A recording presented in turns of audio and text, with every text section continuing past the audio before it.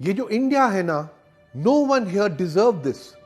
Mass cremations, families cremating their dear ones on the footpath, bodies of the dead piling up inhumanly, people dying because an oxygen cylinder or an ICU bed or a doctor was not available. बड़े भाई थे 38 साल के थे, recover हो गए थे, oxygen पे थे, मेरे सामने तड़प के ऑक्सीजन की मशीन बंद हो गई, कुछ नहीं आ रहा था, मेरे सामने तड़प के खत्म हुए. People dying because we did not bother to unlock India's full capacity to produce vaccines. Why have we come to this point? Unfortunately, it's not just the virus. It is also policy paralysis, the failure to act or the refusal to act or acting far too late. That is how we have dealt with key aspects of the COVID crisis, which is why as of 21st April, we have almost 2 lakh people dead, over 20 lakh active cases, almost 3 lakh new cases every day. Policy paralysis was the stick used to beat the UPA 2 government with, but this time the cost of policy paralysis is many, many lives. Doctor चिल्लाते रह गए, कोई doctor नहीं आया, कोई doctor नहीं आया, कोई डॉक्टर नहीं आया. Let's talk about vaccines. The Sarkar's slogan was, "Jab tak dawai nahi, tab tak dhilai nahi." The government knew that vaccines were the key. But what was done to raise production? Almost nothing. While countries like the US and UK gave advance funding to vaccine makers, India's biggest vaccine producers, Serum Institute and Bharat Biotech, got no government support. Serum Institute invested 2,000 crores of its own money and got rupees 2,200 crores from the Bill and Melinda Gates Foundation to increase capacity. Bharat Biotech relied on internal resources. But why did Bill and Melinda Gates have the wisdom to support India's biggest vaccine maker and not our own government? By August 2020, the US government had invested 44,700 crores, $6 billion across several vaccine companies including Moderna, Pfizer, Johnson & Johnson, even while they were developing and testing vaccines. That is what governments do. They think ahead. Why did we let all these months go by? Why did we wait till 19th April 2021 to advance 4,500 crores to our vaccine makers? The answer is policy paralysis. And another fact, India's current vaccine production capacity is not enough to meet even half of our monthly need of around 200 million doses. Our government has always known this. But to make up for the shortfall, did we book vaccines from other producers? No. By August 2020, the US had pre-booked 400 million vaccine doses from 4 different pharma companies. The European Union had pre-booked 800 million doses by November 2020. Do you know when India placed its first vaccine order? And that too only for 16 million doses? In January 2021. For a country of 1.3 billion people, why so little? Why so late? The answer is policy paralysis. Only now, with the second surge raging, with deaths and active cases at all-time highs, only now has our government asked foreign vaccine makers to bring their vaccines into India. But those companies are now overbooked, pre-booked. Will they be able to supply to India immediately? No, not before thousands more have died.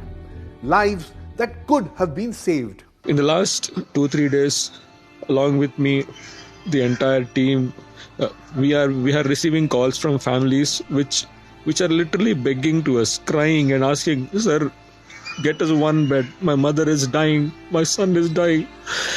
Get us one injection of remdesivir." We are not able to arrange it. Okay, let's talk about oxygen. See these desperate tweets. Again and again, families pleading for oxygen, doctors pleading for oxygen. Several state governments asking the center for oxygen. मैं doctor परिहार भोपाल से शासन से प्रशासन से हाथ जोड़कर appeal करना चाहूंगा कि ऑक्सीजन की कमी से लोग मर रहे हैं. कृपया ध्यान दें, 8-8 घंटे 9-9 घंटे लाइन में लग के हॉस्पिटल की वैन को एक सिलेंडर मिल रहा है। आप सोचिए 10 पेशेंट एक सिलेंडर में कैसे सर्वाइव करें। In the second COVID surge, many have been killed not by the virus but by oxygen shortage. Lives that could have been saved. The website Scroll reports that in October 2020, already many months late, the Modi government floated tenders for 162 oxygen producing units to be set up in 150 district hospitals across India. The cost just 201 crore rupees, fully funded by the PM CARES fund. Today, 6 months later, do you know how many of these 162 units have been installed? Only 33. In UP, out of 14 units, do you know how many oxygen units have been installed? 0. Is there a shortage of oxygen at these 150 district hospitals today? Yes, there is, because of which people are dying. Do we know why? Yes, policy paralysis. The cost of these 162 oxygen units, all of them, was just 200 crores, a tiny amount for the government. But there just wasn't enough interest in getting the job done. Next, have you heard of B1167? It's the Indian origin double mutant strain of the coronavirus. Many experts believe it's the main cause of the second COVID surge, the main cause of thousands of deaths that we are seeing now. But do you know when this strain of the virus was detected? On the 5th of October 2020. Immediately, red flags should have gone up. Thousands of samples of this strain should have been put through gene sequencing to understand it better, how to treat it better, maybe even modify India's vaccines to counter this deadly strain. But again, we moved too slowly. An Indian Express report says we did nothing in October, November, December. Only in January, a COVID Genomics Consortium, a network of 10 labs, was created to speed up genome sequencing in India with a budget of 115 crore rupees. But it's April now and these labs have achieved very little. Do you know why? Because the central government did not give 115 crores to the Department of Biotechnology. The department was told to find the money on its own, and the department was able to allocate the first amount of 80 crores only on 31st March. 6 priceless months after this deadly strain was actually detected. As we all know, by 31st March, the second surge had already gone out of hand, lakhs of cases, thousands of deaths, lives that we failed to save. Why? Because of policy paralysis. There are other questions too. Why was a go-ahead given to religious gatherings like the Kumbh Mela? Didn't the government know it would be impossible to impose COVID norms there? They knew. लेकिन आस्था और गौरव के सामने health क्या चीज है? After first allowing a mega super spreader event, it was hurriedly wrapped up, but we know the damage is already done. Then again, why was permission given for massive election rallies during the ongoing assembly elections, followed by backtracking now? Again, by holding these daily super spreader political rallies for weeks, the damage has already been done. And finally, lockdown. Last year's lockdown policy was seriously flawed, imposed without warning, stopping all trains and buses, forcing lakhs of migrant workers to walk home in the middle of the pandemic. It caused immense pain. And yet the government congratulated itself repeatedly for imposing one of the strictest lockdowns in the world.